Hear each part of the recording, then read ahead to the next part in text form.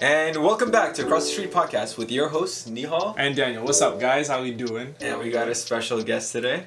What up? What up? Savio Joseph. Thank you for having me, guys. Thank you for coming, man. Of course, really appreciate it. During rush hour on a Tuesday. Dude, I feel like rush hour is just spreading everywhere. It's not even Toronto no more. It's getting everywhere. For sure. It's fucking annoying. Pure suburbia is just like all roads and they're going to 3 lanes, and then when 3 lanes is we'll full, save that for another podcast. I know you can talk about that all day. There's a lot of construction happening too, so it's just like everything is just, smaller like everything's trying to like evolve, but it's like slowing everything down at the same time. So it's either winter or construction season. Yeah. Amen. That's it. That's what they say. That is the most Toronto intro ever. Okay, so I mean, aside from the accent and the slang, you know. Right. Do you guys know each other? Have you guys met before? I think I played with you for volleyball one time. Volleyball. Yeah, that was pretty fun. We never sat down to. Yeah, we never sat down in like a conversational thing. So I mean the podcast guys already know, but I'll just give a little refresher. Me and Daniel just met at a part-time job a couple years ago. Yep. And now we're pretty much best friends at this point. Pretty much, yeah. Like and we top fives. Yeah, I definitely chill with this guy very often these days. I mean, clearly you guys have a podcast. Yeah, we kind of have to. So. It's working out. Mm-hmm. Are you wearing the hat to hide your hair? Like, whenever you have a bad hair day, you throw on a hat. Okay. Yo, I feel that so hard. You just gotta. How long's the? My hair now, it goes probably like down here, That's which is crazy because not a lot of people know that. Because I never wear my hair out. Like, I mean, once in a blue moon I will, but like rarely like going out do I wear it out like that. But it's a rare occasion to see the full thing out. But it's probably up to here. I've been growing it out since like 2019, like right before the pandemic. I would say it was already like maybe up till here, and then it just kept going. And I was like, you know what? So how do you wear it at home then? At home, I'll leave it out because it's actually not good to always have your hair tied up. Because I put it in like a tight, kind of like a ballerina style bun. Yeah. So it's like it's not actually good for your hair. It's always pulling on your. Yeah. So like, especially when I'm home, I'll try my best to like leave it out. But like sometimes when you're working, it's just in your face and it's too much, and I just I gotta tie it back up. Fair enough. I feel that. Yeah, you guys are blessed with the nice hair genetics, man. I know, like my hair's like receding and shit. I can't. I used to have long hair. But like I remember. Yours when it grows out, it kind of looked like K-pop hair. You know, when it kind of split down the side. Part, it was a little curly. I have naturally curly hair. If it goes like longer, so not curly. I remember you and your headband too. You still headband. I had a huge headband face for a while. I think the first time you met me, actually, I had long hair. I think so. Way back in. Oh, speaking of, let's transition to that. Earliest memory of him was it's definitely volleyball. 100%. It's actually what my brother's going through right now. Like my dad's volleyball team, he always like kind of recruits like young kids and then develops them. Right. And then do you remember like Justin was on our team that year? I do. Yeah. Justin. Yeah. And Justin was on it that year. It was like a while ago. So I want to say this is 2015, grade 11. Yeah, I think that'd be about 2015. Right. Yeah. Okay. So you guys go pretty far back. It's only been 10 years. Yeah. So it wasn't just volleyball too. It was like volleyball and then like I had to you at like the basketball tournaments and badminton. Yeah, like our friend groups are pretty integrated. I mean, the Malawi community is pretty small. So so it's like a community thing that you guys would eventually make through. Yeah. Fair enough.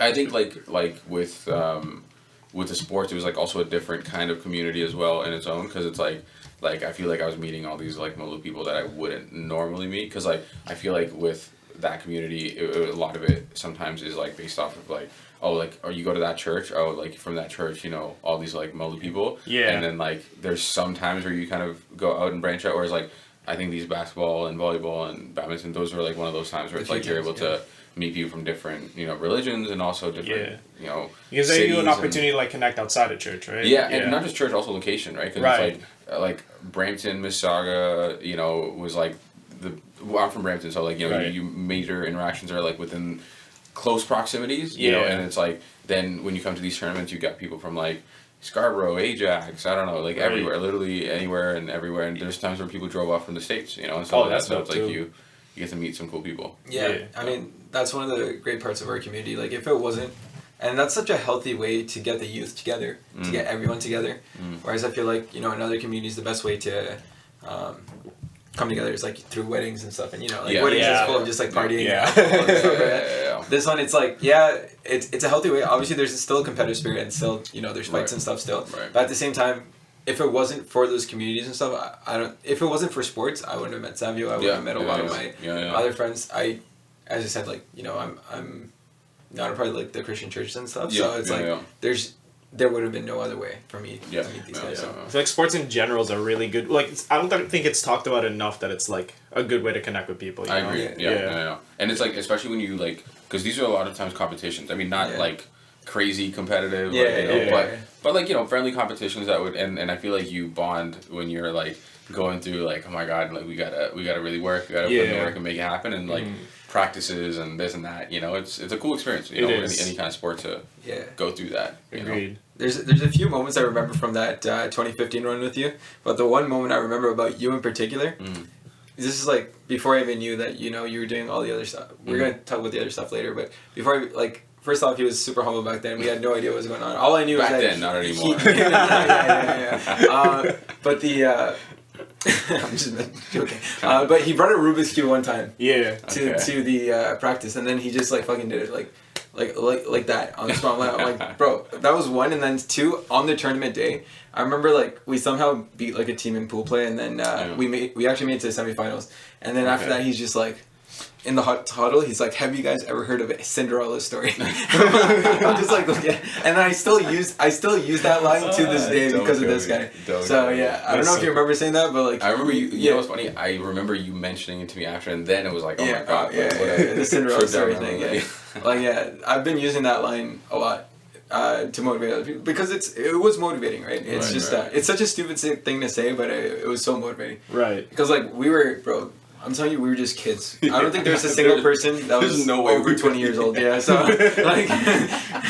So were you guys just a bunch of youths in a man's tournament? Yeah, basically. That's crazy. Literally what my brother's doing this year. Yeah, so same thing. So wild. You know what? I was just always a very delusionally optimistic, person. Even if it was just that tournament, honestly, there was no real chance of us smoking no way. All these older cats who are way taller than us, way stronger, have way better teams, But it was just I don't ever really think about that. I'm always just hey, what if, It's you never know. You never know. Yeah. You know what I mean? And it's I was in this is I guess it would make sense with the story, which is in grade 9, I went and tried out for the senior boys basketball team. Yeah. Why? And there was no reason. I was a short kid. I didn't have any, I wasn't really good at it, but it was just I was like, oh, why not? Whatever. Yeah. The same Did you thing make it or no? No. The coach came up to me the next day. He's like, why did you come try for the senior boys team? I'm like, I don't know. He's like, there's a junior boy. You should go try for that instead. And I was like, okay. That was a very polite way of him saying, were you that tall back then too, or were you short? Not really. I wasn't crazy tall. I mean, I wasn't super short, but I wasn't crazy tall either. Yeah. But how tall are you right now? 6? I'm 6 feet. 6 Must be nice. Damn. No, but I was gonna ask about that, how is it being tall? Yeah. Well, yeah. How's it looking at him, down at him? It's weird because I don't feel like I'm that tall. You know what I mean? It's I feel like if I was if I was 6'2", 6'3", 6'4", I'd be like, oh damn, I'm tall. I'm towering over people. But this is just I'm a few extra inches higher than you. I mean, it's it's not a crazy noticeable difference. Fair enough. Yeah. What were you gonna ask? I totally forgot because you made my question for me. But I'm so sorry. It's okay, dude. What was I going to ask though? But I figured it out because he gave you that story about the you saying the Cinderella thing. Yeah. What's your greatest Nihaal story? Greatest Nihaal story? Man, there's so many. I feel just it's always volleyball. It is. I mean, I feel that's always the memories that kind of come to me of us just playing volleyball and him recruiting a team of the most random people that have come together to then just play this one sport of volleyball and we'll go compete, especially the Molu tournaments. He would say even in the team huddles, again, I have vivid memories of him with the headband and the hair is just bouncing and he's just all right guys, all right, let's go, and then he's always just optimistic and very we got this, so you gotta make it happen, and he's just making the team come together to play this sport that all of us love, and it's just it's such a reoccurring memory that I have of okay, this is something that's always happened, and even when I'm busy or whatever, like, he'll always make sure to, like, text me, like, yo, do you want to come play or do this or do whatever? And, like, you know, make sure that, like, there's some way, like, we're connected and something's going to happen. And it's, like, those kind of memories always kind of come back to me when I, you know, think about that. Okay. You know. It's, yeah. I feel like there's glimpses, like, looking back in our past now, there was always glimpses of where we would be in the future. Do you know what I'm saying? Like, when we're connecting, like, as you said, the team huddle thing. Yeah. Back then, it was like, that already shows, like, I didn't even realize it until you told me, but it always shows that I was taking lead back then, too. Right. As a grade 11. Now I'm, like, taking a lead for the whole, like, fucking York Region Volleyball right here, right? So it's just, like, even, like, any team that I'm on and stuff, like, I feel like every team always needs, like, one leader. Absolutely. You can't have a team with everyone that's just like, oh, whatever. Like, someone needs to... And they also need to be respected, too, by everyone else. They can't be, like, too cocky or anything. You gotta be a little... Like, you gotta be a good person. And a good person, too. Yeah, you can't be like, oh, you stupid bitch. Like, what do you can't say that, but... Yeah. And, that's the thing, right? Like, even like, now that you're running, you know, these volleyball runs and all this stuff, like, everyone is down to do something, but it takes one person to, like, organize it and then be like, yo, like, here's what's happening, this is what's going down, here's who you need to pay, here's what you need to do, like, you know, and it's a lot of work, but, you know, you need that, if one person doesn't do it, then 100%, bro. We had an entire podcast episode about this. That's what pissed me off, because, like, there's so much talent. Yeah. Right? But then it's just that no one wants to organize it. Yeah, one person has to step up. I can't go to every single person and be like, yo, pay this. Right. And even to convince and everything. But yeah, that's why I appreciate the captains and stuff so much to organize and stuff. Yeah. But yeah, you probably see that too. Wait, we didn't even give an introduction about about our guest here, you know? I mean, we're just at the beginning, like, honestly, like, what I wanted to show is that, you know, Savio is Savio. Because, like, I think over the past year especially, people are like, oh, Savio, and then, like, right away skips that he's actually a human too, and just, like, goes straight to asking questions about whatever. Yeah. But honestly, like, Savio is a good friend of mine. He's come to the picnic. Have you come to my party? The photo right here. Yeah, right there. You literally were talking about it. Yeah. He came to my picnic. I always try inviting him to parties. I see him at parties. We saw each other at Sneha's party, right? Yes. Yeah, that was the last time I saw you. Yeah. So, you know, and I always find when I do see Savio at party settings or anything, everyone always talks about, like, straight away. Already? Just like, yeah. I remember at Sneha's party, I'm just like, there's so many people that just came up to him and was just talking about that topic. I was like, oh, damn, okay. Crazy. Like, let's give Savio a little break here. I think he wants to... But yeah, those are my questions today, too. Okay, so this is Savio. He is a magician. Wow. Entertainer, illusionist. What else? What are the other? You know, it's so weird because, like, those are, like, I do so... It's hard to kind of explain what I do, right? I use the term magician because it's like, that is like the umbrella term, right? Because it's like saying, you know, you're an athlete, right? It's an umbrella term that, you know, but you play volleyball, but you play basketball, you play, you know, it's the same way. It's like you say you're a magician. It's like within that I do mind reading, I do hypnosis, and so typically on a title I'll put like illusionist, hypnotist, mentalist, because it's like three things that covers like everything, pretty much everything. But it's just like, I also don't like titles because it's just like, does that mean I can't do something that's not in that title? You know what I mean? Because, like, there's a time I was very into pickpocketing, so it's like that used to be in the title, but I'm like, do I need to change my title every time that I do something, you know, different? So, magician just encompasses essentially all of it, you know? Yeah. Okay. Alright, so as I mentioned before, like, you know, like at parties, or especially like I've noticed, you know, at weddings and stuff, like, I'm sure that uncles come up to you right away. Okay, even before that, I'm jumping forward right now because I just know Savio, and I'm realizing the viewers don't really know him. But what's the major event that happened around like a year ago in your career? And also, maybe even you could give a brief background of, I mentioned the Rubik's Cube and stuff back in the days, but maybe just a very brief background of how this all started. Sure. Because, like, you know, as we've been describing, like, you're just a Malawi kid that's been growing up in Brampton, right? So. Well, I mean, I'll answer your first question. So the major event that happened was I was on Canada's Got Talent, and I was like a finalist on the show, and I was the only magician that made it that far in the show. So that was like probably like the thing. And again, as Nihaal mentioned, there was a lot that happened prior to that happening. Yeah. And I started magic when I was around 10 years old. I got like a magic kit from my parents, and I was just always like a weird like kid. You know, I was like an extroverted introvert, I would say. You know, like I love being around people. I love, you know, being outspoken outside, but I loved like just being at home, tinkering with things and, you know, trying new things. And as Nihaal was mentioning, the Rubik's Cube was one of those things that came out of that as well. It's like, my mom, who's a high school math teacher, gave me a Rubik's Cube for like a March break one time. And I just spent the week like in my room practicing every single day until at the end of the week I learned, you know, how to solve it. But, you know, so I spent the entire week, or again, I was probably around 10, 11 at the time, and just learned it that week. And again, that kind of theme is what was applied in Magic as well. It was just, I get something, I learn it. And the one difference with Magic and cubing, though, is that, you know, with Magic, I always felt like there was something more to learn. With Rubik's Cube, it was more so how much faster can you get? You know what I mean? Because it was like, obviously at first I was like, 5 minutes to solve a Rubik's Cube, and I was like, oh my god, I did it though. Like I was able to solve it. But then, you know, I spent a little more time. 5 minutes, bro. It's like 24 hours for me. I've never been able to solve one. But like, you know, I'm also like, I have this like obsessive nature to it, whereas like with the Rubik's Cube I didn't stop either. Like, you know, if I'm 5 minutes to a minute, then I went from a minute to 30 seconds, and then at the peak when I was doing it, I could do it at like 15, you know, 12 seconds, and I was like, that was like me practicing every day with, you know, cube in my hand and like the finger dexterity and everything like that. So it was, again, same thing with Magic. It was like I started it and I was like, okay, what's next? How do I learn more? What can I do?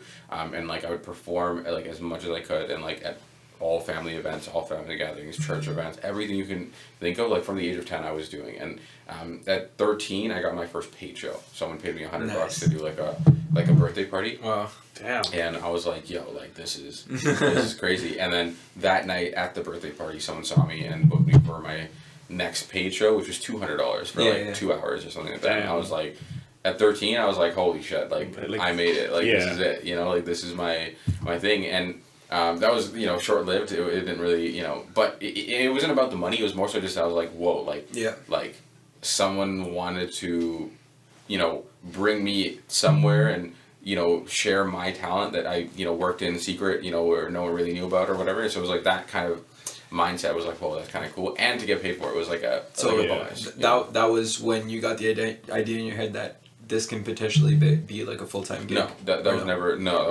like, no, not even close. Because it's like, yeah, I made $100 or $200, but like, I'm a kid too, right? I'm not really thinking about what the future looks like. And also, I still don't know what a career in Magic looks like. That's not really like something you really, you know, learn about or hear about much. So it's like it wasn't that at that moment. I just kept doing it, and then in high school I would do it like, again, just a lot more everywhere I could. Like, you know, if you had a group of people and you needed entertainment, I'm there. You know, I'll do it. Right.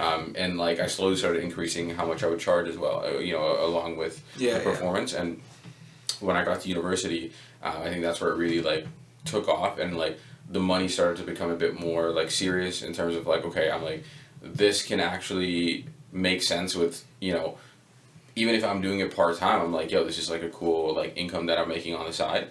You know, and I'm like making decent money, and I'm like, this is not bad. But I still went to school for computer science, and during that time though, I think I really had an identity crisis of like, you know, is this what I want to do with my the rest of my life, this computer science and, you know, programming and software development. And like, as much as I thought it was cool, I was just like, I don't know if this is my thing. I don't know if I love it as much as I thought I did. And, you know, Magic was always just there. I was performing everywhere, and you know, at parties and, you know, school events, and literally anywhere you can think of, I was performing. And like, and during that time I was like, man, I love this thing. Like, I love doing this. It's so exciting. It's so, you know, fulfilling. And so I just kept doing it. And then university again gave me the right network to be able to connect with the right people, and I was able to, I guess, make it my job while I was in university. You know, like that's, I didn't really, you know, have other like serious jobs. Like in the summer and stuff, I'll go work like a summer job or something like that. But other than that, like throughout the year and stuff, like it was just shows. You know, and stuff like that.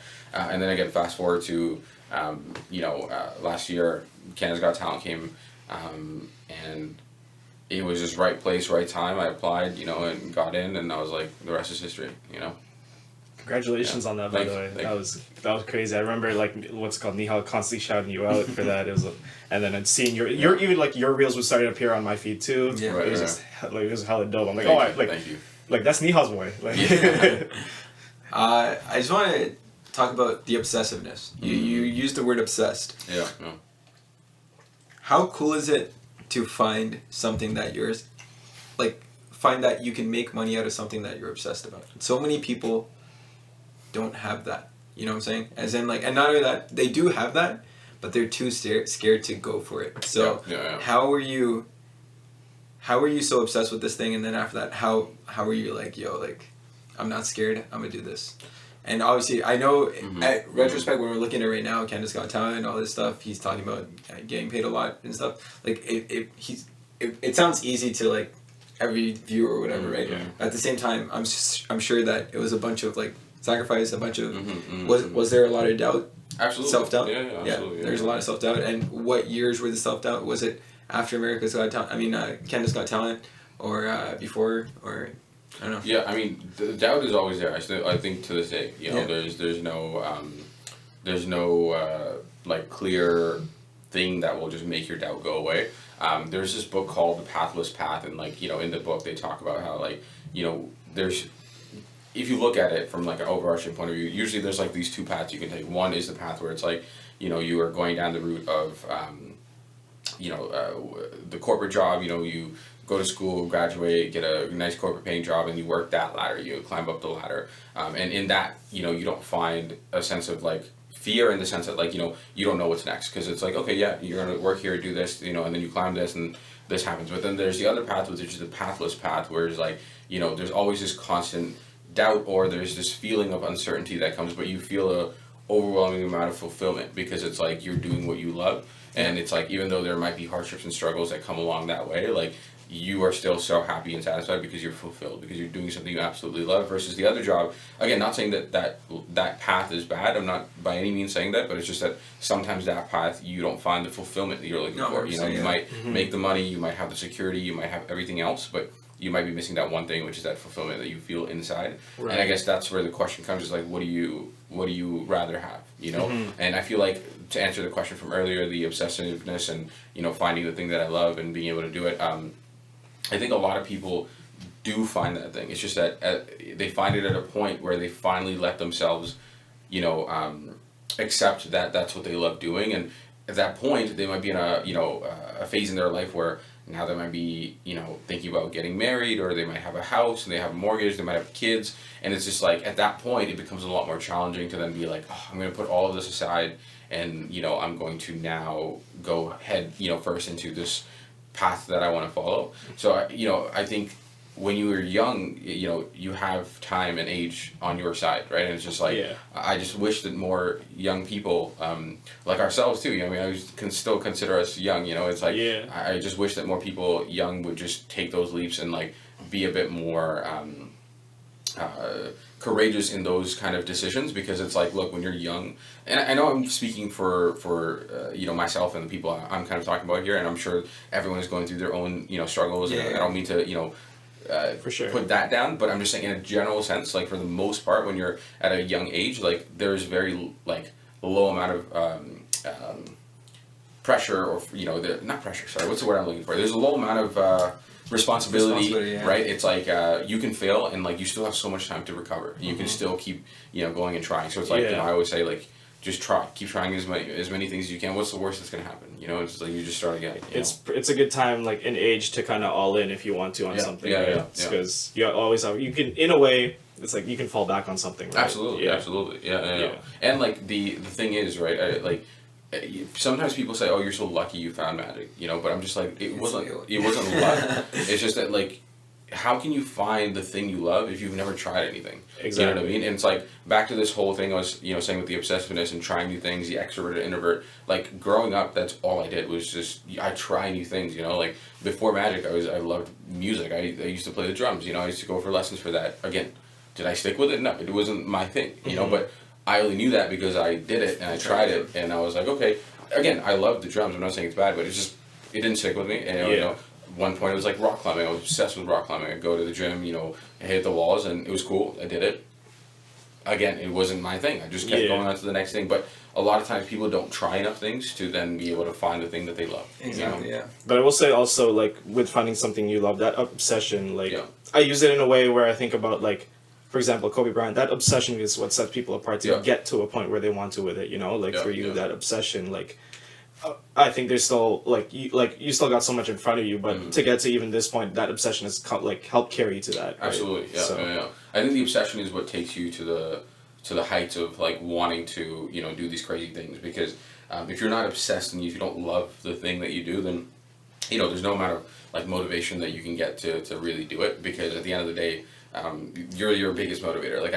I can give you everything that you need to succeed, but if you're not in love with this idea or want to do this, then there's nothing you can really do at that point. Obsession's I think one of the biggest fuels for because obsession also helps when you can't see the result either, right? Because it's I call it it's blind faith. That's what it is, right? It's you're moving forward without being able to see what the future looks like, but you have this faith in your obsessive nature that you're going to do whatever it takes to make it work. Yeah, blind willpower and determination too. Yeah, exactly, yeah.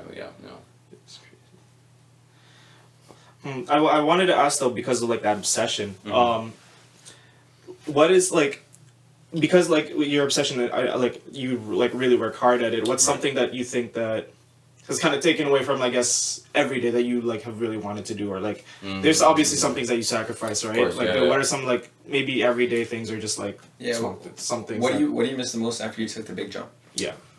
I mean, miss the most is tough, because I feel like there's a lot of things that I still are able to do, but I think in terms of the sacrifice, I think unfortunately a lot of friendships I've had to sacrifice along that way, not in the sense that I'm just leaving friends behind in the dark, not in that sense. It's more so that there might come times where it's a Friday night and everyone's like, oh, let's go out, and I'm like, I would love to, but I have to go work on this. You know what I mean? Right? Yeah, it's one of those things where it's you got to choose what you want to spend your time, because you got 24 hours in a day, and it's just what are you going to spend your time doing? Yeah. And so not that I'm just dumping friends and going, oh, you suck, I don't want to. It's not like that. It's more so just that I unfortunately haven't been able to do all the things that sometimes friends would be able to do. Sometimes it's hey, we're having a group thing over here, we're doing this, blah, blah, blah, can you come do? It's man, I'm really sorry, but I'm not here. I can't. I'm doing this other thing, but it's a sacrifice that I'm making. Even when Nihaal hits me up with volleyball, it's all the time. Volleyball and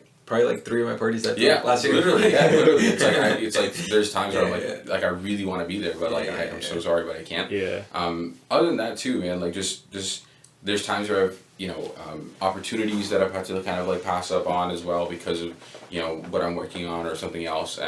Also just hearing no, that was something I had to get used to very early on.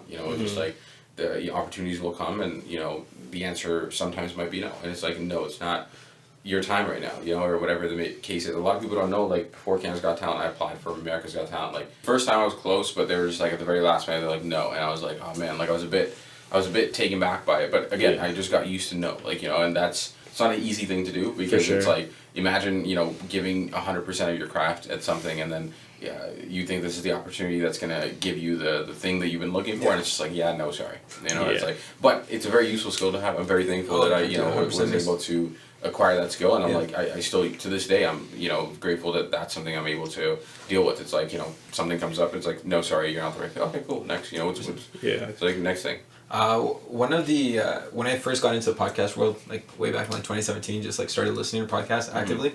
I used to listen to Gary Vee. I'm sure we had conversations about Gary Vee, because he's really good at just marketing and all that stuff. Yeah. Right. And I remember in one podcast episode or a video or something, he said, every time you go buy something, always ask for a discount. Just ask for a 10% discount. And then after that, that's a great way to get used to saying no. Yeah. Because you get no so many times, and I actually do that. I've done that so many times, and what Gary Vee said is right. He said, I think 1 in 7 or 1 in 10 times they'll actually give you a discount, a 10% discount. But at the same time, they will give you the stank eye incentives, they'll look this, you're so broke. It could be I'm telling you, even for Timmy's and stuff. I remember one time I said that to Timmy's. It's hey, can you get a 10% discount? And then the guy was just you know what, fuck it, just have it for free. It was just coffee. It was just a double, right? And then stuff like that. Right. So you never know. I wouldn't say it's cheating the system or anything. I'd probably just say it's it's kind of like a business deal. You're just asking, right? So it's just a question. Yes, like you said, it's yes or no. Yeah. I remember one time I was at the mall with a friend, and then we went to go buy donuts, and they gave me 10% off. They actually gave it to me. They're you know what? Well, whatever.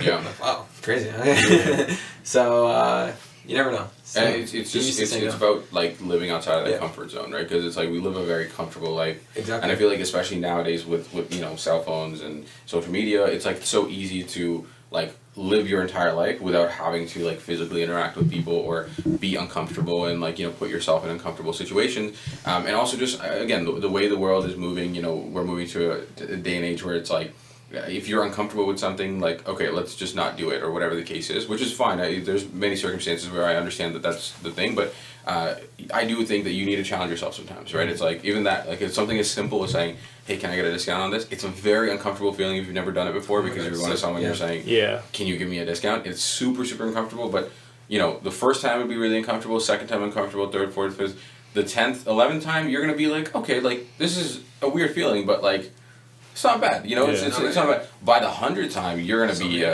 like a beast, you're going to be like, oh yeah, that's fine. Yeah. And you get comfortable with those situations, right? And it's like, that's the only way you can do it. Yeah. Same way with other things too. It's like, for example, the saying no thing as well. Like, at first it was hard to say no to these fun opportunities and friends hanging out and doing this. But like, over time, like, you start, seeing the bigger picture of like what your visions are and what your goals are, and saying no becomes a little bit more easy as well. It's like, hey, I'm really sorry, but unfortunately I can't. Like, I'd love to do this, but I just can't do it. Or it's just like, hey, I'm really sorry, I can't. Or whatever the case is.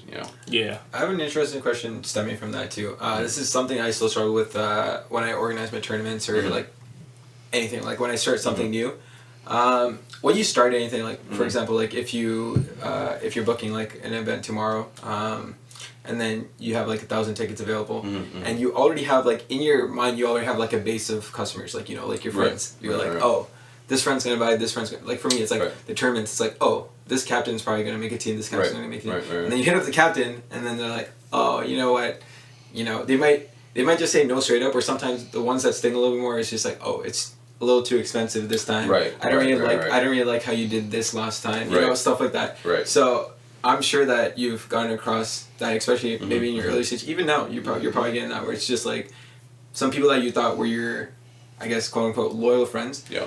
This is also maybe something bad that we're making up in our heads too, where it's like, oh, these guys should be loyal to me. They're gonna buy tickets for sure, kind of thing. Right. But I'm sure that when those people say no, how do you react to it? What's I just don't expect anything from anyone. I think that's like literally the. I think Gary Vee talks about this too. I'm not sure, but it's just like, if your expectation is nothing, if you don't expect anything from anyone or from any opportunity, it's like there's no chance for you to be disappointed. That was in the Spider-Man movie. Was it Expect Nothing? What was it? She was like, I expect nothing, so I never get disappointed or something. Yeah, and I think that's very powerful, because it's just like it's like, regardless of what it is, if it's if you're writing an exam and you're like, oh man, like this and that, blah, blah, blah, but it's like if you expect nothing, and it's just like, how could you be disappointed? You know what I mean? And it's the same thing with friendships. It's the same thing with opportunities. It's the same thing. It's like, your example of reaching out to a friend and you thought they would do this. If your expectation was nothing and that they weren't going to do it, it's like, if they said no, it's like, okay, cool, nice. Yeah, that's it. It keeps you grounded for sure. Yeah, absolutely. Yeah. And it's one of those other skills you got to learn how to do, because otherwise, it'll it's not easy, but it's definitely something you got to learn. Otherwise, it's like you're always so on edge, and it's like, imagine you have expectations for everything. That's this needs to happen like this, and this happens, and like the slightest shift happens, and you're like, oh my god, like it's just like, it'll set you off, like it really will. Yeah, I think that's something that I used to deal with a lot. It was just like, oh, like if I'm expecting things to happen a certain way, or like. Expecting certain outcomes for sure, and when that doesn't happen, it would really throw me off, and I wouldn't really know what to do from that point. But when you learn to really expect nothing, when you learn to like take everything for what it is, it's when you can really focus and when you can really. And I also want to be clear, like I don't mean that in a negative way either. Yeah, it's like sure. don't be a pessimist and be like very like, oh yeah, that event sucks and this not happened. But it's just more so just like in a more like very neutral and in a very zen kind of way, where you're like, yo. Like, I'm going to do this to my best ability, but, like, it is what it is. Whatever happens, happens. And it's like, you got to take that with, the grain of salt. But at the same time, that doesn't mean you can't be ambitious in your goals. Like, I want to sell this out and do this. But you just got to, let it happen with due time. Right? And it's just like, even if it's an event, right? It's like, whenever I host a ticketed show, like, I don't, like, in my head, I'm like, it'd be great if we had this many people show up and, this person came and that. But at the end of the day, I'm like, look, I'm going to host a show and I'm going to do the best I can, and the people who want to come will come and come to support. And hey, if someone can't come, that doesn't mean that they're necessarily saying you suck or I don't want to be here. It's more so them just saying, oh, I'm really, like, I'm busy that day, I can't. Doesn't mean that they won't come in the future. You know what I mean? So, I'm already disassociating any of those negative ideas of, like, oh, this might be because of this or whatever the case is. It's just like, just be zen, let it go. If it's meant to happen, it'll happen. You know? I think I read a post on your IG, I think yesterday, where you said a couple years ago, you only had like 10 people show up to your show. Yeah. And then I think last weekend, was it last weekend? That it was like a weekend ago, I think. He sold out 2 whole, what do you call it? It was 2 shows, So a number of years ago, I was in London, Ontario. I did my first like theater show there, and it was like in this small theater, and again, less than 10 people showed up, and it was one of those things where I like looked, from behind the curtain, and I was like, oh, okay, cool. It's 10 people. I'm just gonna give them, the best performance I can. These 10 people, and I remember they were all very surprised and had fun, and 3 of them, mom, dad, brother, they were in the audience as well. But it was fun. I still had fun. I had a good time. I still, didn't let that experience deter me from continuing to do what I do. And then it was just one of those cool full circle moments where I was standing on stage last weekend, and I was like, man, like I was here years ago and there was no one here, and tonight we had 2 sold out shows, and they were back to back, and they sold out like 3 weeks ahead of time. And you know what I mean? It was like it was one of those I was like, whoa, like this is crazy. And I just announced like another date in London in a bigger venue, so it was just like it was just like a crazy full circle moment to just stand there and be like, whoa, like and it also reminded me that like patience is key. You know what I mean? At that moment when I was doing that show and there's only 10 people. Yes, did I feel like I wanted, a larger audience? Absolutely. I would have loved an audience where there was thousands of people and this and that, but like it just wasn't the right time. I needed to spend more time developing my craft and getting better, and I still think I have a way, long journey to go before, I can even say I've quote unquote made it or whatever the case is, but it's just like it's a constant journey, Yeah, exactly. I love that about you too. I remember we had a conversation. Actually, that might have been the last time we saw each other. When we had the one-on-one conversation at fucking Popeyes. I don't know if you remember. Oh, yeah. Or that I think that was before But I remember how you were just like, yo, this is not where it ends. Like, it's just going to get bigger and bigger. And that's what I admire about you, too. Whereas, like, I think I think quite a few people at this point would kind of let the gas pedal a little loose and are like, I got up to this is what I needed. I'm okay with this money, whatever, right? Yeah. So, speaking of, a lot of people always see you in that light where it's like, yo, Savio made it, right? Especially, I'm sure, like, old family friends, uncles, old friends, whatever. Right. Whenever they come to you, start talking about it and stuff. Like, how do you feel about when people just come up to you and straight up just talk about that stuff and not talk about, yo, Savio, how you doing? You know what I'm saying? Like, I remember I'll tell you one little tangent, but one of my friends actually got drafted to the NHL from high school. Nice. Not NHL, OHL. From high school.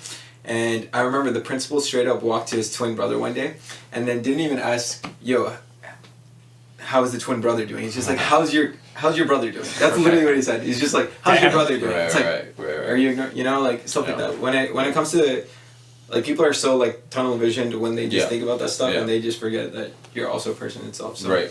I don't know. How do you feel about I think one thing I might add to that, though, is, like, and I'm not speaking from your position, but, like, from what I really see with people, like, who will have that attention put on them. Yeah. I think that comes with it, too, right? Yeah. And it's something that's, like, you'd have to just get used to, I guess. Yeah, absolutely. I think you nailed it on the head. It's just, it's just a part of the game, and, like, also, I always think about it from the other person's point of view. I'm like, look,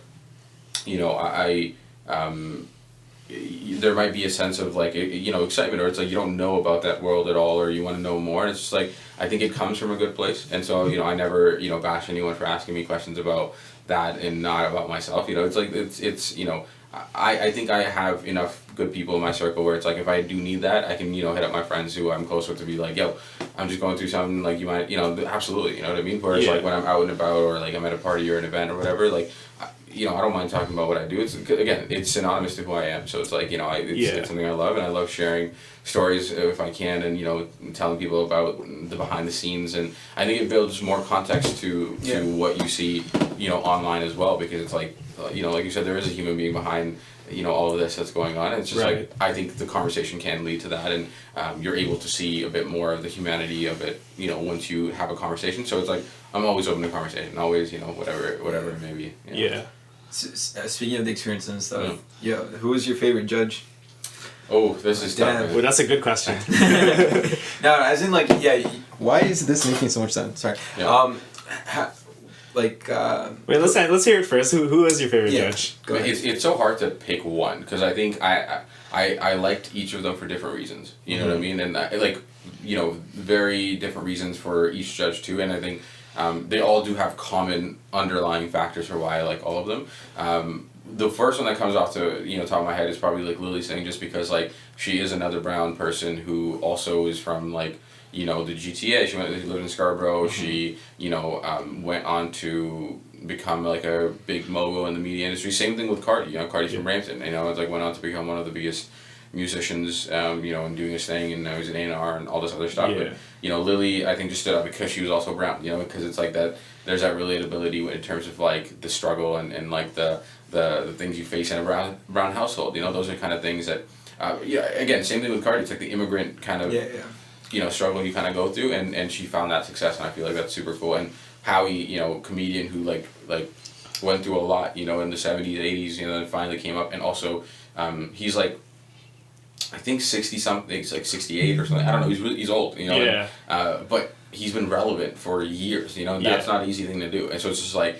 That is very inspiring as well. Trish is again an icon in the wrestling world, and Simon was also like super super nice guy. Like went and talked to my parents, and said very really really nice things. And even before we started rolling, he was like, "Man, don't worry, you got this. Just breathe and whatever." It's like I really admire each of those judges for different reasons. And but if I had to pick one, I'd probably say Lily, just because of the what she's been through, gone through, being brown, and.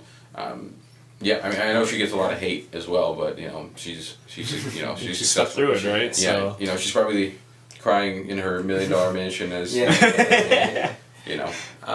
Wait, the judges were Howie and Simon too. Yeah, so Simon came in the finale. Oh, that's what I was about to say. That's what's confusing. That's crazy. I remember Howie was. Oh my God, how was meeting Simon, man? Was he a super nice guy? Like super. He actually nice. Is, eh? Yeah, like not like he's perceived as an asshole, right? Yeah. I think I think that's a lot has changed too, just because he is a kid now. And he had a really major accident. I don't know if you guys heard about that. Like he was out for a while, like a back accident. So like I think he could have been paralyzed, and a lot of like really really serious accident.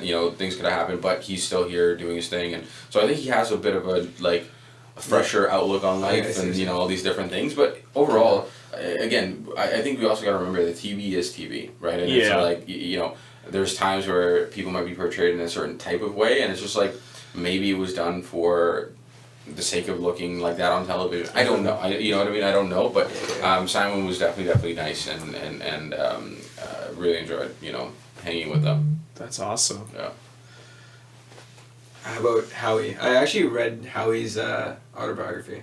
He's again super nice guy. I don't know if I finished it. Maybe like 75% of the book. Yeah, but super nice guy. Again, I think he's very. Did he shake your hand?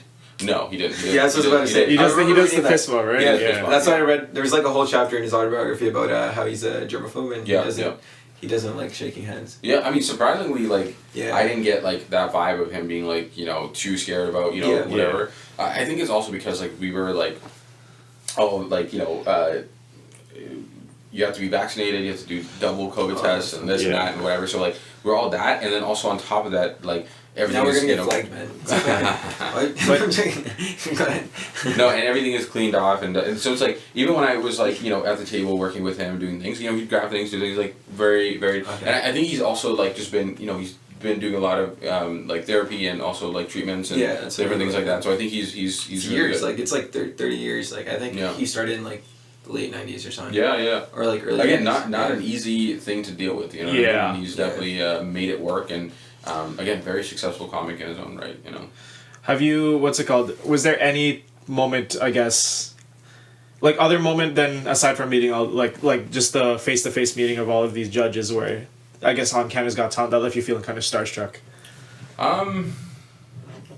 Not really. Like I mean, I feel like when I was younger, like I think when I used to meet celebrities, I was a bit more of like the oh my goodness, like starstruck kind of kid. But I think as I got a little older and I started to meet a couple more, I think I just started to humanize them. You know what I mean? I'm just like I don't want to see them as this crazy, this, that. I want to see them as a human being. And I'm just like, maybe it's because, like, I think as I started to kind of be a little bit more on the limelight, I was like, oh, that's what it feels like. Okay, let me, and also not only that, I think that like these quote-unquote celebrities, like, they appreciate it when you are a bit more, like, humanistic to them, right? So I think, for me, it's not starstruck, it's more so just, like, I feel an immense sense of, like, gratitude to be able to be in their presence, and also just, like, a sense of inspiration, because I'm like, wow, like you're standing next to me and you are able to, reach the heights of XYZ and do these different things. So I think those kind of things are the feelings that I have. Yes, Starstruck, I'm sure there will be an artist that one day that I meet again that will really make me go, oh my goodness, like, Yeah. But for the most part, like, I'm just like, man, you're another, you're a human being, just like me, you, everyone else, we're all the same. It's just like, and I feel like I try my best to also keep that energy when I'm conversing and talking as well, Okay, that's good. Yeah. I would say, I'm really curious about this. If there was one person, I guess, that you could, like, perform for, like, one, like, person that would be, like, the most fulfilling to you, who would it be? You know what?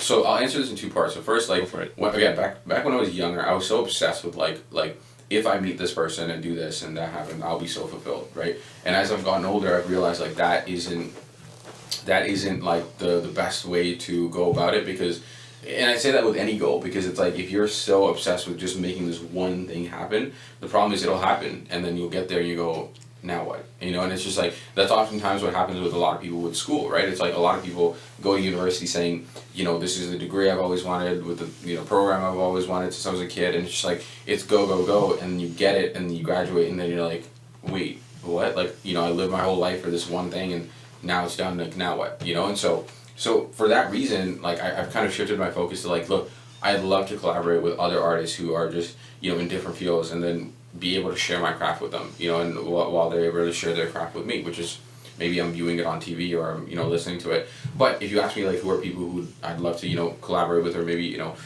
Drake one day, hopefully I'd love to make that happen. And J. Cole is another person I've always looked up to as an artist, I'm like, I think you're such a dope artist, and I think it'd be so cool to share that with him. And those are probably, like, the two that come to mind in terms of, like, it'd be really cool to collaborate with them one day in some capacity. Yeah. Who's the most famous person you've met so far? I mean, I think that answer changes depending on, depending on who it is. Because it's like, to you it might be Lily Singh. To someone else it might be like Tory Lanez, or it might be like, a lot of cool people. Music video, right? Yeah. That's crazy. Tory Lanez. Wait, what? I wasn't in a music video. Wait, weren't you in a music video for something? Pressa.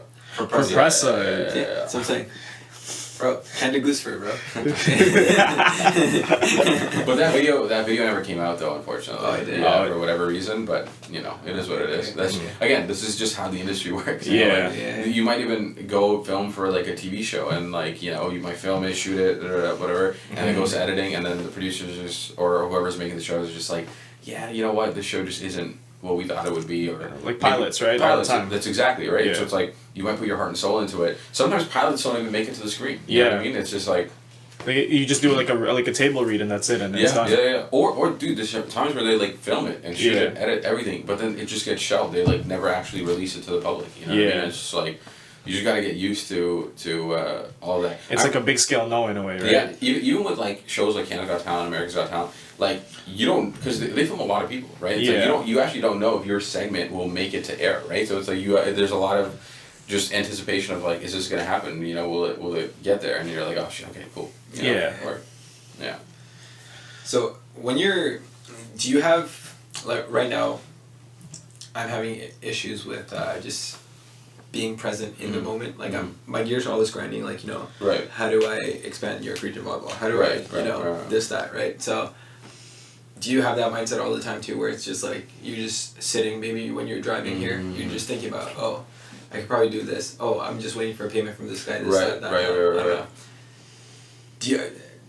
Do you have those gears grinding all the time, and what do you do to stop those gears? Do you have, like, a rest day? Because it feels like, even, like, to schedule you for this podcast, like, like, you have, like, a tight schedule, so do you schedule yourself some time to just, like, do nothing, maybe just like watch a show or something? Or absolutely. I think it's very fluid. There's no, like, perfect answer for it. Like, I'm always, like, on the go. I'm always thinking about what's next. But I'm very like lucky that my job is not like, you know, I have to work from 8 o'clock to 9 o'clock. You know, like again, there's times where like, you know, I've been out performing the entire night. I come, you know, home at like 3, 4 in the morning, and I'm like, I'm not waking up in the morning. Like I'm gonna sleep in. You know, that's my way to recoup from the day before. And in terms of like when there's so much going around, like I always try to find a way to pour that out somewhere. It's like, am I writing it, or am I, you know, going out playing a game of volleyball, or I'm going to go play I'll play video games or something. It's just like, just because you are trying to find success and do these things, it doesn't mean that like you can't have fun. It doesn't mean that you can't go chill and do this or grab food and these are my ways to like just let go and just kind of like, take your foot off the gas pedal. Take your foot off the gas. And then in terms of like when there's a lot going on and I'm trying to like, you know, make it happen, I think the systems that I have in place have been really helpful. Where it's like, you know, if I'm writing something or putting together something new, it's like, okay, now I know like I have these checklists in place that kind of alleviate the friction of having to last minute think, oh my god, did I do this? No, it's like, here's my checklist, here's what I do. That's a system I created, right? It's like finding those systems will always help, and it's just like, you know that when this happens, okay, that means I'm going to go and do this. You know, those systems in place where it's like, you don't have to think so much about it, you're just kind of doing the action and you know. And so that's one thing I'm actually also trying to get better at with my daily planning, because it's like, when you work for yourself, the easy thing is that you just wake up every day, you're like, what am I going to do today? Oh, okay, I'm going to do this, and then I'm going to do that. It's just like, you waste a lot of time doing that. And I'm you know, victim of it too, because, you know, there's days where I just wake up, I'm like, oh, I'm just going to do this, and this, and you feel productive because, like, you feel like you're doing a lot, but in reality, you're like, I did 3 things, and it took me 8 hours to do 3, you know? Yeah. It doesn't make any sense, whereas, like, if you have a system in place where you schedule your days into, you know, if you go crazy and you go to by the minute, you know, you schedule everything in. Yeah, I've seen. Which is it's kind of extreme, but it helps you learn. You go, oh, this is how I'm spending every minute, and then you dial back and you go, okay, I'm gonna put, you know, 2 hours for this. I'm gonna put, you know, an hour here for, you know, doing my taxes today, or whatever the case is. You know, being able to schedule that down into a concise form. It's a system, right? It's like you're putting the system together so that when you wake up, you know, I'm gonna do this, and then I'm gonna do this, and then that, and you have this checklist for the day as well. Did I get these 5 things done? No? Okay, great, I'm going to move this one to the next day, you know, and so, you know, when you're dealing with all those things, it's like if you can put it out on pen and paper and you go, I'm going to spend 15 minutes just contacting people who haven't paid yet, you know, it's like, okay, great, 15 minutes done, great, I'm moving to the next thing, you know. What calendar do you use? Bro, I love iCal. iCal is my favorite. I tried Google Calendar during university. What's iCal? It's just Apple Calendar. Apple Calendar. Okay. In university, I used to use Google Calendar a lot to sync with the courses and stuff. Yeah. That was also really helpful because like in university, like the one thing that I just struggled with was just my time management, because I was doing a lot. You know, I was doing the school, I was doing magic and extracurriculars and all these things, and there's so much going on, and I realized that like times when school would take a hit, it was just me just not like organizing myself. Like I had, oh my goodness, the assignment is due tomorrow, and I gotta spend all night, you know, catching up doing that, versus like if I just know at the beginning of the week, oh, there's an assignment due this week, it's like I would have at least, and not that I went perfect, it was just that I just started like scheduling things into my calendar, and I was like, oh man, I have a meet up with my friend, you know, even something like that, I'm just like, oh, that's what I'm doing Friday night, that's what I'm doing here, and it's just really helped. But I just, you know, being in the Apple ecosystem, like iCal just worked a little better for me. Like I was just like, it's not the you got a greatest. Yeah. Okay. It's not the greatest like organization tool. No. I think Google Calendar is better, but I see the ecosystem thing. Yeah, so I think Google Calendar is superior in what you can do. Yeah. But I'm just like, I don't even want to complicate it. I just want something simple where I can look at my daily, weekly, monthly. And the cool thing is, if there's things that need to be done on Google Calendar, I'll still do it, and I'll sync it with my iCal, so it'll still show up on, you know, on that. And again, back to the, you know, having the Apple ecosystem, it's just a lot easier where it's just all devices are connected, you know, and you have it, you know what I mean? I'm still super old school, man. You can see, like, I'm whiteboard and no, but I do that as well. So I think so. There's a. But you need something. I swear I asked you this the last time I was with you too. And you said the Apple ecosystem. Yeah. So there's a really good book called The Second Brain. I forget the author, but that concept of the second brain is really interesting to me, because it's the whole idea is that like we as humans are not good at remembering things, right? Like you know, like we suck at you know. Things and you know, if you have things to get done, you know, you forget because you don't have a way to, you know, capture it. So that's the concept of a second brain, is that, you know, you create a second brain that is better than yours, and that's able to store information. But part of that is finding a way to capture that information, and you got to do that in a way that is most accessible to you. So if a whiteboard is where you can go, oh, this is what I need to do, task, boom, done. It's like the fastest thing you can do, boom, you got to be able to do it. That's the capturing part, and then it's just like the organization, and then detailing it.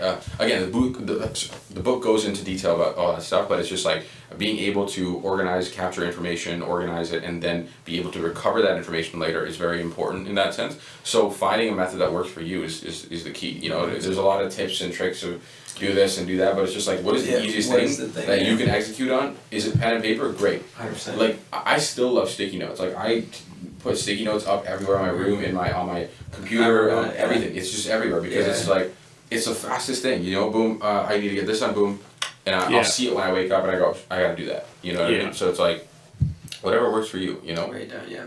Well, one thing I always forget is putting my clothes in the dryer. That's the toughest one. Do you do it in the night? Is that one? Yeah, like after 7, that's where like the less peak times, right? So right. After 7's also when I always fucking play volleyball. So right. And then by the time I come home, it's like I walk past it because I live in the basement, but it's just like I still forget. One thing I'm gonna flame you for. One thing you always forget is when we're fucking going on our trip.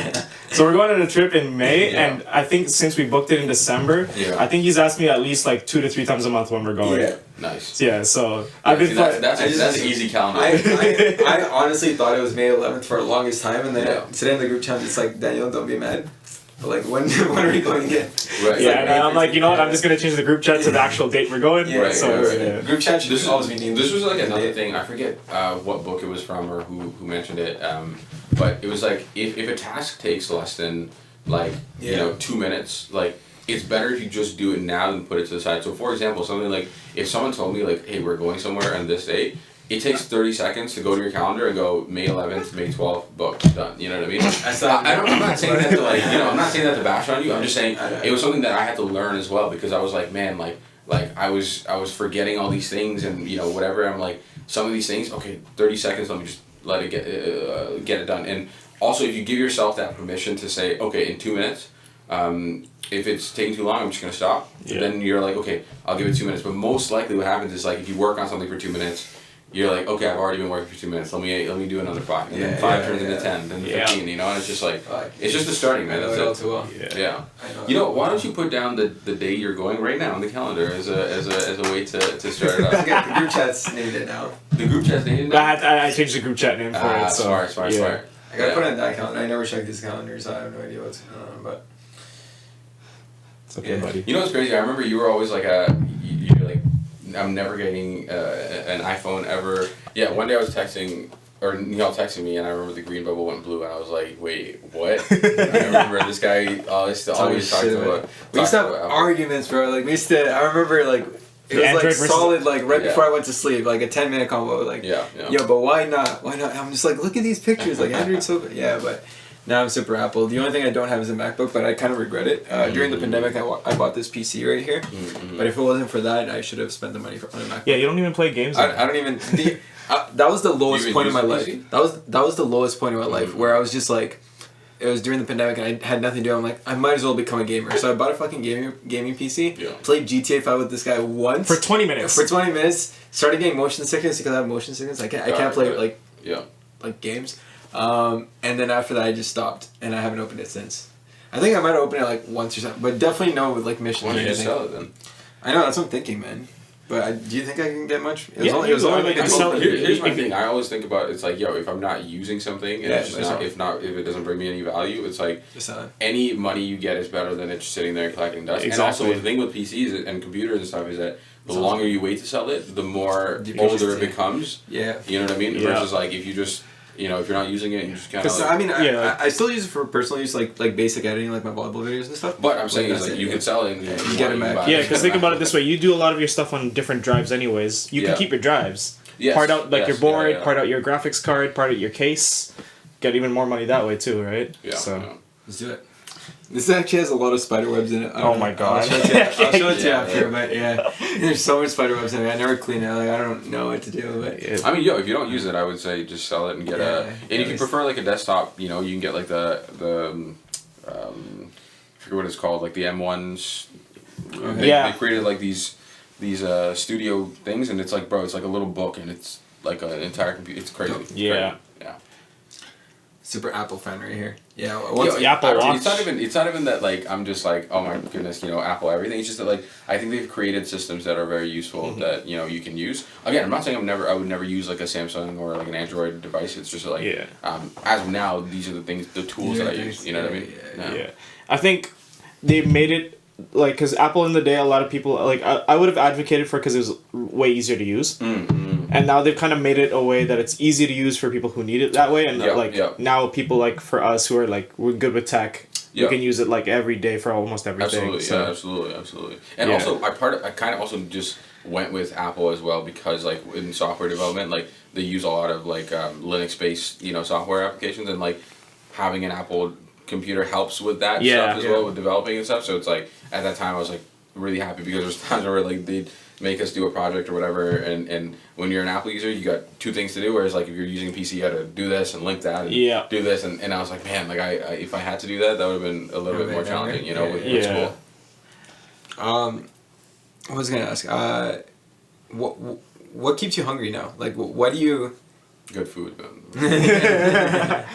I mean, speaking of shawarmas, right?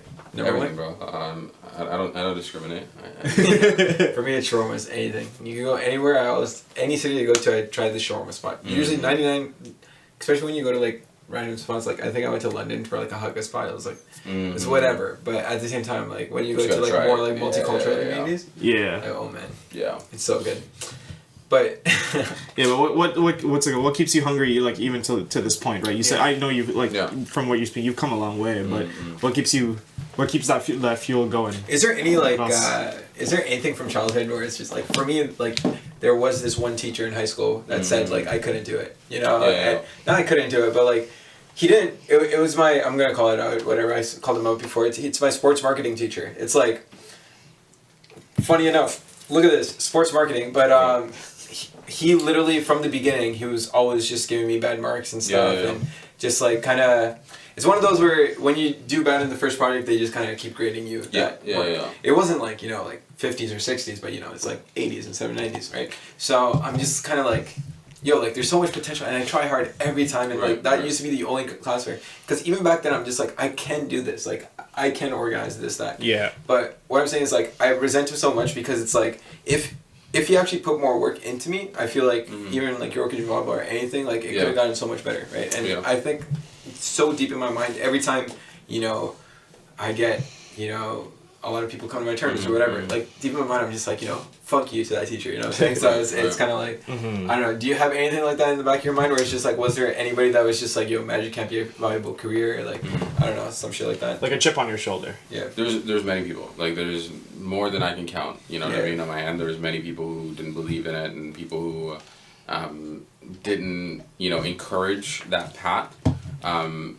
Lucky enough, like my parents were two people who were, and my brother who were very supportive of like things that I did. Again, but they obviously had their own, certain things where it's like, okay, how is this going to be a job? Like those kind of things are a bit more, which is any parent, they're concerned about how can you live on your own and do these things and blah, blah, blah. But again, they're always very supportive of the arts and me doing these things. But again, a lot of people around me from, teachers to friends to uncles and aunties who like, were not that encouraging. But I think there's a point in my life where I was very much like, F you guys and this and that and whatever in my head. But I think the more I found success in what I was doing and what I loved, I had a change in perspective in my heart and in my mind of like, look, a lot of times when people put you down or, tell you can't do something or whatever, oftentimes it's their own insecurities that are coming out. And, and then I went from a point of hating or just, being really mad at those people to then, a point of compassion because I'm like, look, like, I understand that, you said these things and they were hurtful and all these things, but I'm looking at it, I'm like, look, I get to do what I absolutely love every day and call it my life. And unfortunately, they might not be doing that as well. And I'm like, man, I hope you're doing well. I hope you're okay. And again, it's not something that I'm saying like I'm perfect with. There's definitely times where I keep saying, I'm like, man, that person definitely did say something to me. Yeah. But it's not something that I, like now in my life where I'm at now, I don't really hold on to those things anymore. I'm just like, it's so much more freeing for me, if I'm able to let that go. You know what I mean? Like, if I'm able to let that go and say, look, I know it was like that in the past, like, but it's okay, I'm moving on, I've moved on.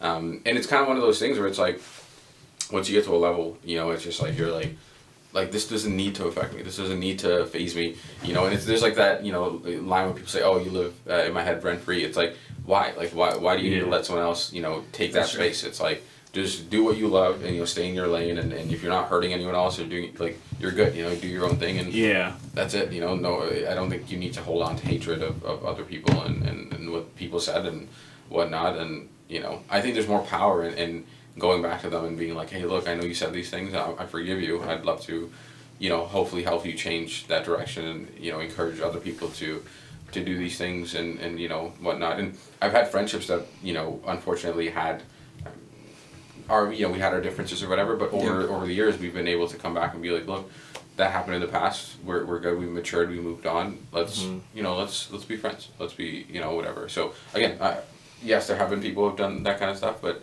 as I continue to progress, I'm like, man, I hope you're doing well. You know, that's it. I get that. Because, like, I don't know, for me growing up, I'm not, like, what's it called? I get what you mean by, like for you were saying our aunties and uncles. For me, it's been family as well. In terms of, like, path of saying, like, it makes it, like, the way they're kind of projecting it makes it feel like there's only one way to really kind of make it. Right.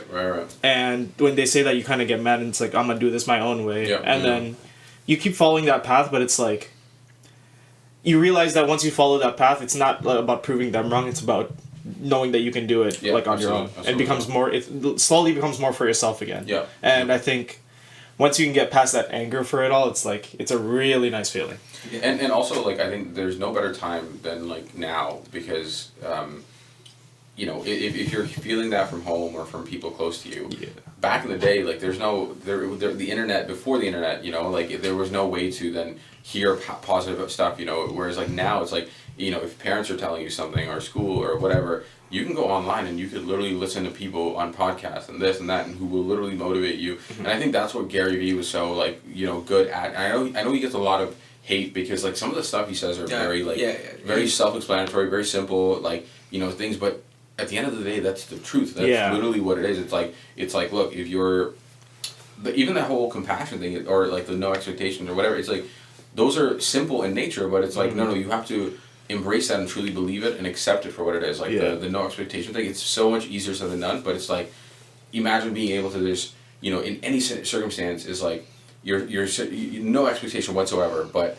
it makes you happy, you know. That's what it is. And it's like, I think you're able to turn to those things, you know, read more books, you know, watch more videos and do those things. So it's like, you might be getting all this negative shit here, but then you can, you know, balance it out by hearing more of this positive stuff and, you know, listening to those things. And again, there's a point where it's like, you can hear a bunch, but you got to also do. But again, I'm just saying, we live in a day and age where, like, that kind of information is so accessible to you that you can balance out any of this negativity you keep hearing, you know. And it's just like, if there's uncertainty about future of things, you know, you got to understand, humanity is, you know, humankind has been around for so long that if there's something you want to do, there's probably someone out there who's already done it before, regardless of what it is. You know what I mean? Like, you want to be the next billionaire who's done this. There is plenty of people who've done that, and there's most likely someone who's written about that, or they've made a video about it or whatever. So it's like, that information now is more attainable than ever before. So it's just like, if you're going through uncertainty, doubts, read, you know, like go watch some videos and, like, learn more and kind of fill your brain up with that kind of information. You know? Speaking of Gary Vee and marketing and stuff, I just want to, I know we're almost short in time now, but your marketing, how did you find this market? Because at the beginning, yes, there's, like, a little bit of a base, just friends and family or whatever. At the same time, like, magician, entertainer stuff, especially, like, in our age group, maybe in the corporate world and stuff, they're used to, like, you know, entertainers and stuff, but in our age group and stuff, finding the right market, I know you're really good at, you're the one that taught me CapCut, by the way, thank you. I've been using CapCut since that conversation we've had, but I know you're really good at editing and stuff, but how did you find this market? How did you get all these, like, younger people to come out to your shows and et cetera, et cetera? You know what, there's a, like, you know, there's a longer answer, which is just, like, you know, you do a lot of different things, you know, and part of it is, like, making the videos and the this and the that, but I think the short answer is just, like, you just do what you love, and, like, if you're a good person and you share your story with enough people, like, I think people will come to support. They want to see, people win, and they want to see someone from their own, group, go out and do those things. So I think there's a lot of different things. Back to the editing thing, back to curiosity. It's like I was just very curious. I learned how to edit when I was young. I learned how to record on a camera.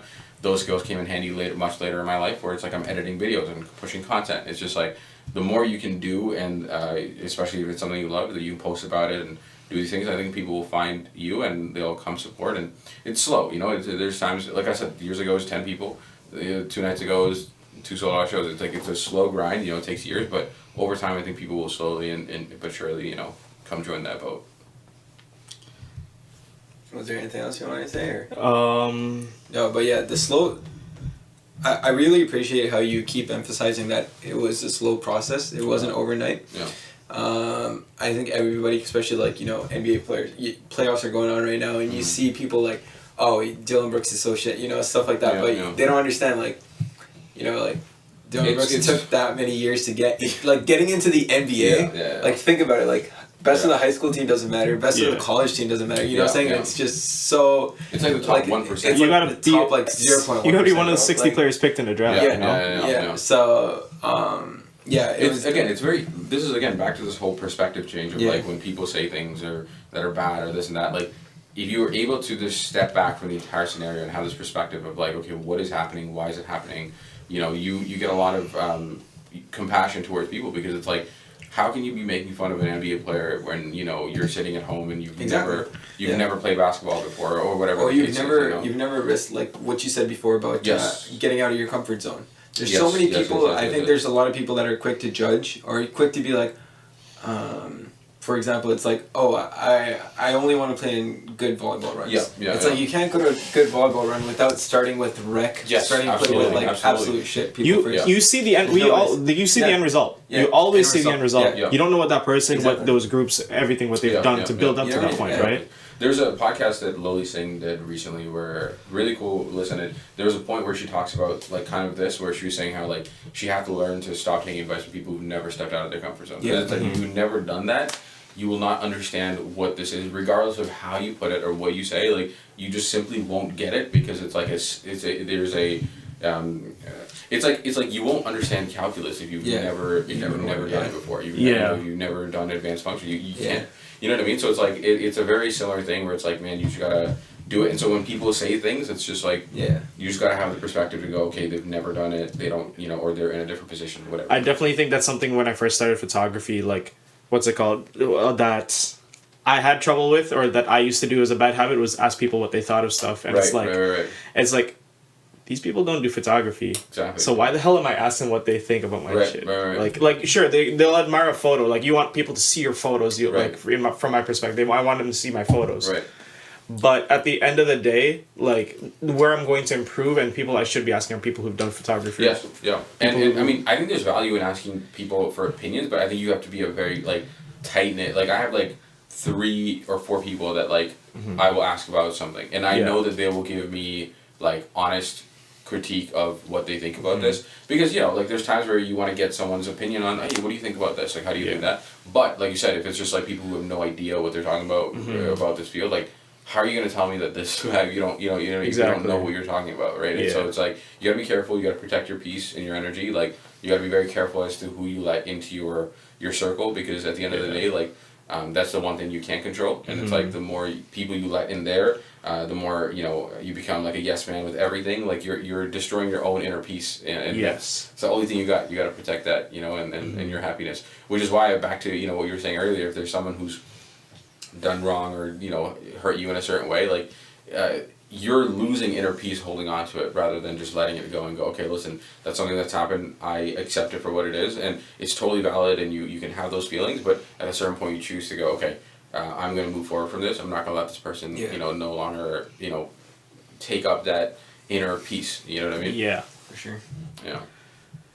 Man, that was a lot. Yeah, it was. Sorry, I didn't mean to preach. No, not just this. I'm just saying, like, that hour went by so quick. I think it was like an hour 10. I just want to give you an opportunity to say whatever's next. Any shows coming up. For your fans, your followers, for ours. Whatever. Especially, like, I guess a lot of people that are watching probably already know you, but at the same time, the people that have no idea who you are. Right. Just go ahead.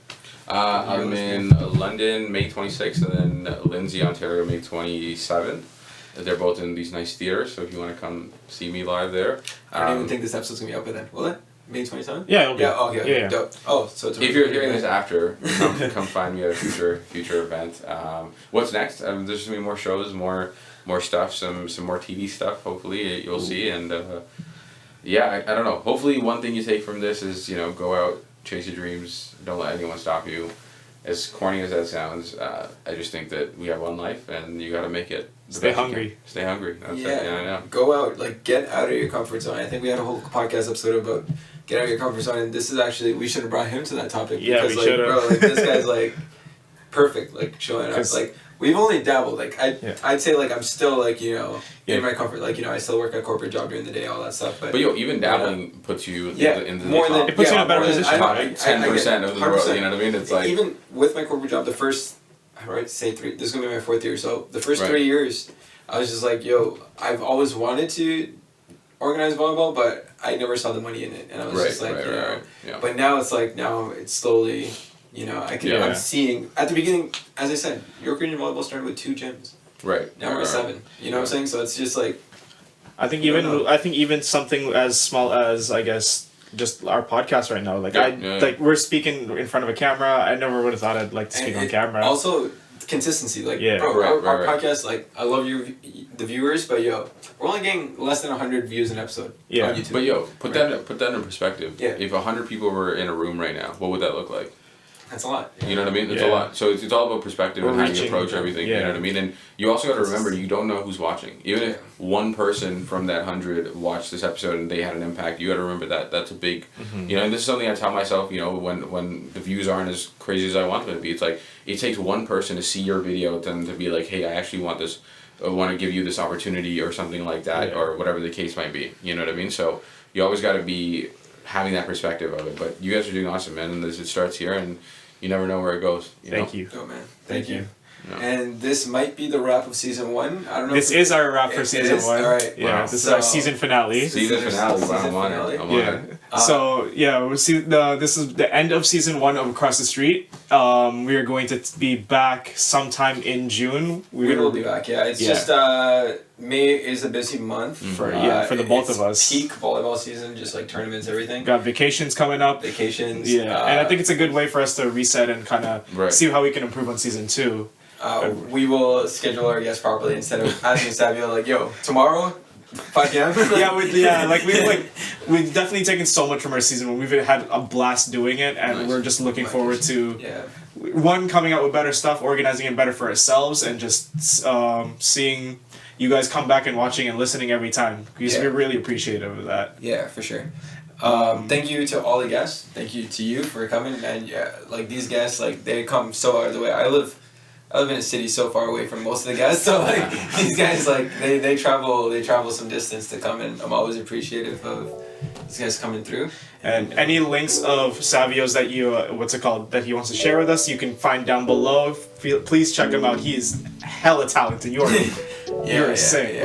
I paid them $5. I don't know how your eyes still work after all the stuff that he does. He pulls shit out of his eyes and shit. That's some before we wrap, I'll say one quick thing. There's one time we filmed me doing that, too many times in a night. I couldn't see out of my eye. Oh my god. And I thought that was it. I was like, okay. This guy lost his eye. I was like, that's it, for the game, charge it to the game. Was it one of those though where you just slept on it and it's like, okay. I did. I was like, oh, I'm back. I'm good. I got 20/20 vision now. Wait, you don't have contacts or anything? No. Must be nice. 20/20 vision game. Are you colorblind? No. I think I might be colorblind. Blue and green's an issue for me. A little bit, just a little bit. What color is your? Like this? That kind of looks green. Wait, this or this? No, that. This is blue ink, fam. Yeah, that's what I'm saying. It looks kind of green to me. Okay. So right. I think blue and green is my colorblind issue, but I know it's blue, but I see the green in it. That's the problem. Okay. Yeah. It's okay. Even the CN Tower, that kind of looked green to me. So interesting. Yeah. So Nihaal is colorblind. Let's do that episode. But I think the stats 1 in 7 people are. That's 7 boys are. Yeah, it's very common. 1 in 9 or something. Yeah, it's something very small. But, yeah. Anyways, No more tangents. Thank you so much. Please check us out on Instagram, on YouTube, on TikTok. Please do more TikToks. Please, is one of the goals for me. If you can feel free to listen to us on Spotify, Amazon Music, iHeartRadio, and anywhere else you can find your podcasts. Check our Instagrams out. Also, they'll be in the links down below on YouTube. If you have any questions, comments, tell us what you thought about our guests. Tell us what you think about me and Nihaal. If you have any questions for Savio, hopefully you'll take a look in the comments. I will. Comments, you can DM him. Yeah. He's pretty good at DMs. And yeah. And we'll see you in season 2. Thanks, guys. Later. Peace.